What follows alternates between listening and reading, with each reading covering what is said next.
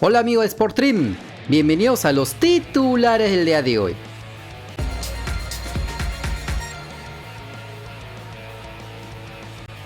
Tras el título del Independiente del Valle en la Copa Sudamericana 2022, la Confederación Sudamericana de Fútbol dio a conocer el once ideal de todo este torneo, donde el delantero del Melgar de Arequipa, Bernardo Cuesta, figura dentro de dicho equipo. Así, dentro de la oncena ideal, 6 jugadores son del Independiente del Valle, mientras que el Sao Paulo, finalista del torneo, suma 3 futbolistas. A ellos se unen uno el Atlético Goyanense y Bernardo Cuesta, jugador del equipo mistiano, que además es el máximo goleador del torneo con 8 anotaciones. Como se recuerda, el equipo rojinegro fue semifinalista de la Sudamericana, cosa que un club peruano no lograba hace 19 años, cuando el Cienciano del Cusco fue campeón del torneo en el 2003, esperando que los Characatos vuelvan a cumplir una destacada actuación el próximo año que disputen la Copa Libertadores del 2023. El Club Universitario de Deportes inauguró la primera etapa de su centro de alto rendimiento para el crecimiento de las divisiones menores en las instalaciones de Bidú en Lurín. El gerente del equipo merengue, Jan Ferrari, destacó el esfuerzo del club para apoyar al fútbol peruano. Porque no todos los días se inaugura infraestructura en nuestro país, y más aún infraestructura relacionada al deporte, porque lo que estamos haciendo acá no es solamente apuntar al fútbol profesional, lo que acá estamos haciendo es un tema principalmente social, porque realmente le estamos cambiando la vida a muchísimas personas, que es realmente importante, que es realmente demuestra, ¿no?, lo que somos como institución, demuestra lo que somos como personas dentro de esta institución, y que evidentemente queremos ser siempre los precursores, los que damos el primer paso, ese primer gran paso que necesita realmente nuestro fútbol para poder cambiar. El futuro del fútbol está en los clubes y el futuro del fútbol está en los menores. El día que nos demos cuenta realmente de esto, en las altas esferas, vamos a mejorar una barbaridad. Por el momento estamos en pañales. Lo que está haciendo la U en este momento, lo que están haciendo ustedes, es digno de elogio y sobre todo sienta las bases para que otros clubes también hagan lo mismo, para que sigan ese ejemplo, y así vamos a tener la posibilidad de que los talentos puedan llegar más rápido a los primeros equipos. Recordemos que estos centros de alto rendimiento son fundamentales para la promoción y formación de menores.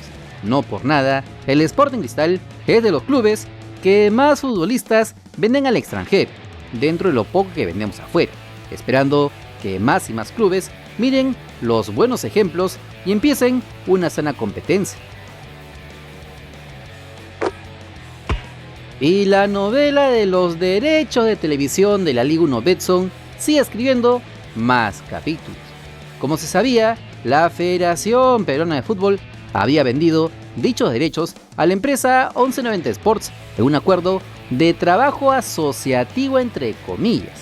Esto no dejaba en claro a varios clubes, por lo que sacaron un comunicado manifestando su incomodidad. Equipos como Alianza Lima, Universitario, Melgar, Deportivo Binacional, Alianza Atlético o el Cienciano. Ante esto, la Federación Peruana de Fútbol tuvo hoy una reunión con los clubes peruanos para tratar de convencerlos a que acepten calladitos sin hacer tanto roche. La información la trae el periodista deportivo Kevin Pacheco. Hoy hubo una reunión en la Federación precisamente por el tema de los derechos de televisión. Fue parte Alianza Lima y la información que tenemos precisamente sobre esto es que en este caso la Federación Peruana de Fútbol lo que le ha informado a Alianza es lo siguiente, que de lo que percibe actualmente, lo que le ofrece en este caso con la nueva empresa es el 20% más. Es decir, que se llegaría aproximadamente a 8 millones que extraoficialmente se dice es lo que ofrece para una renovación la actual empresa. Y además se ofreció, en este caso la Federación, a pagar asesoría y defensa legal, además de hacerse cargo de la indemnización. En este caso hubiera un problema contractual con la otra empresa. A mí lo que mayor sorpresa me generó es que ¿cuánto tiempo sería el vínculo? y esto lo hemos reconfirmado, lo que pide la federación es que se firme un vínculo por 13 años con la nueva casa televisora en caso se acepte todos los detalles. Luego de esto, la federación informó en un comunicado en sus redes sociales sobre los avances que se produjeron en dicha reunión con los clubes, representantes de 1190 Sports y asesores externos. En resumen, por enésima vez les restregaron en la cara que fueron los equipos de la Liga 1 que les dieron los derechos de televisión a la federación en los estatutos que ellos mismos votaron en el 2019. Pero lo más resaltante fue que anunciaron la creación de un modelo de distribución de transmisión multiplataforma sin exclusividades, donde puede participar más de un operador o plataforma, así como la creación de una OTT propia, que puede ser parte de la oferta de los distintos operadores de televisión de pago o funcionar de forma independiente para que haya una mayor audiencia, potenciando la exposición y visibilidad de los clubes, jugadores y marcas. ¿Qué quiere decir esto en cristiano? Que ya no habrá una sola empresa de televisión que pase los partidos, sino que pueden ser varias, ergo Gol Perú podría seguir pasando los partidos, pero sin la bendita exclusividad. Ahora, en cuanto a las plataformas OTT, son aquellas como Apple TV, Amazon Prime, Netflix, etc. Obvio que a esas no les interesa pasar el grandioso fútbol peruano, pero 1190 Sports ya tiene una plataforma asociada llamada Fanatis, donde se empezó a promocionar la Peruvian League One, obvio a nivel mundial, por una cómoda mensualidad de $9.99. La cosa es que aún hay varias preguntas por responder, tal como lo mencionó el administrador de la U, Jan Ferrari. Sí, a mí particularmente, después de la reunión que se tuvo hoy en cuanto al tema de derecho de televisión, entré con dudas a esta reunión y salí con más dudas, así que el comunicado que ha podido haber sacado la federación a mí no me deja nada claro. Así que bueno, esperaremos estos días para que se comiencen a tener posturas más firmes, más sólidas y concretas sobre todo. Porque lo que los clubes hoy necesitan son números fríos, reales, exactos, y a partir de ahí propuestas concretas. Veremos entonces cómo acaba esta novela del fútbol peruano. Luego de la goleada sufrida en Piura frente al Atlético Grau por 3-0, varios futbolistas del plantel del Sport Boys del Callao no tuvieron mejor idea que irse a bailar a una discoteca en la ciudad norteña.